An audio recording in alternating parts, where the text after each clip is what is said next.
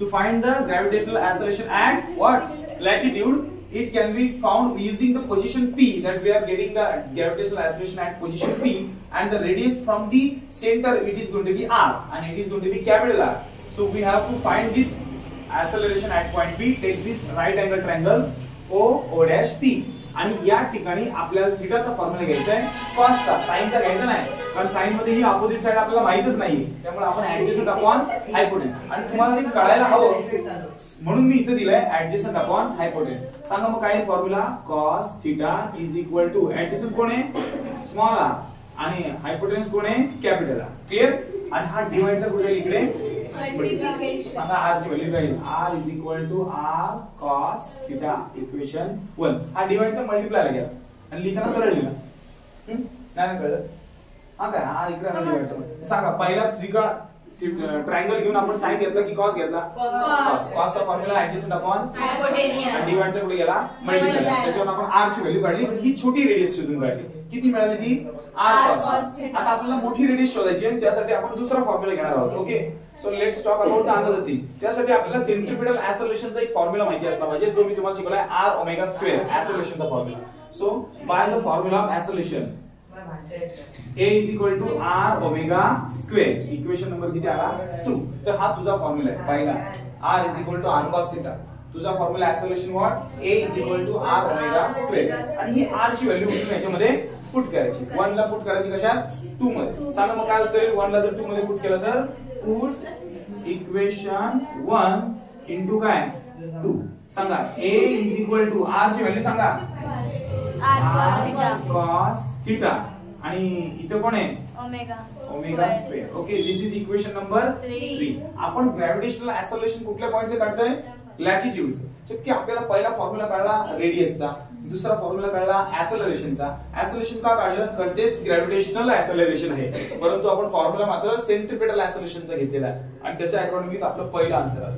आणि याला म्हणायचं रेडियल ऍक्सेलरेशन. काय म्हणायचं, radial acceleration a cos theta. म्हणजे समजा जर तुमचं रेडियल ऍक्सेलरेशन असेल तर तुमचा ओमेगा स्किप होऊन जातो, आणि त्या अकॉर्डिंगली आपण ती आन्सर घेतो. तर रेडियल cos थीटाचा मी तुम्हाला एक फॉर्म्युला सांगतो का, if the centripetal acceleration provided at PO, दिसते का PO, हा तर इथे लिहितो बघा, क्वेश्चन इकडे सॉर्ट झाला, ड्यू टू कुठला ऍक्सेलरेशन,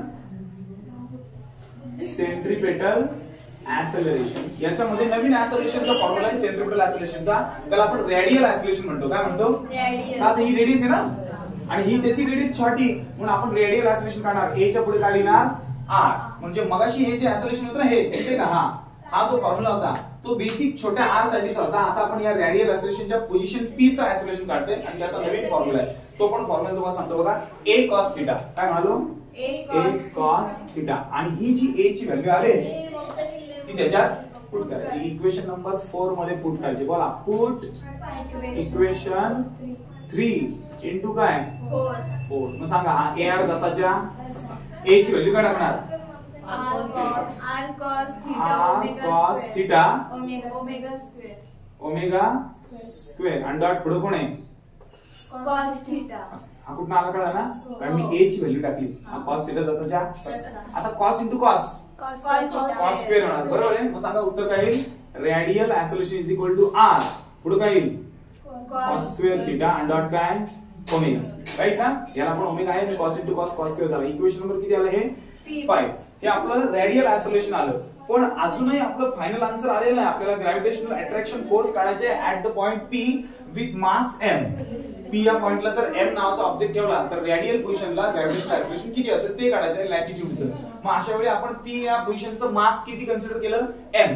आणि आता आपण फायनल आन्सर काढणार, ज्या केसमध्ये उत्तर आहे effective force on the gravitational attraction on m at the point P can be written as. तर बघा, आपल्याला मेन फायनल वेट काढायचं असेल तर आपल्याला मेन वेट मधून मायनस करावं लागेल. सो लाईट येऊन गेली पुन्हा एकदा, ठीक आहे.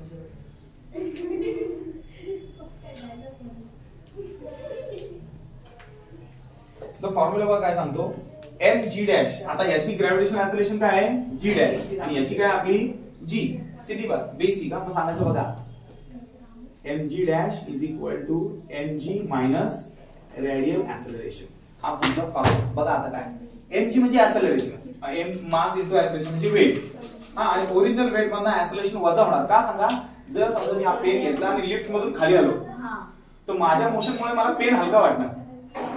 अचानकपणे तुम्ही उतरताय आणि पटकन व्हेलॉसिटी वाढली लिफ्टची तर तुम्हाला हलकेपणा जाणवणार, कारण लिफ्ट खाली जाणार तुम्ही थोडेसे फ्लोट होणार. समजतंय का?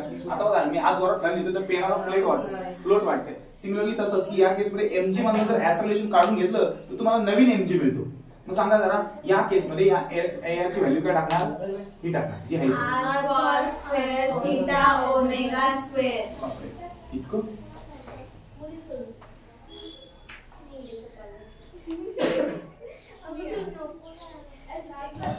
तर हे जे ए आर आहे ते एमजी चा एक व्हेरियंट आहे.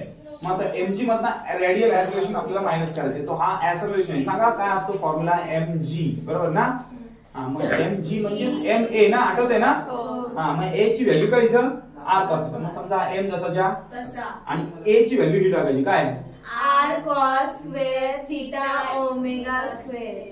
थीटा ओमेगा स्क्वेअर आणि हा याच्यातनं मायनस करायचा. ओके ओके, मग सांगा काय? mg dash is equal to mg काय व्हॅल्यू आहे?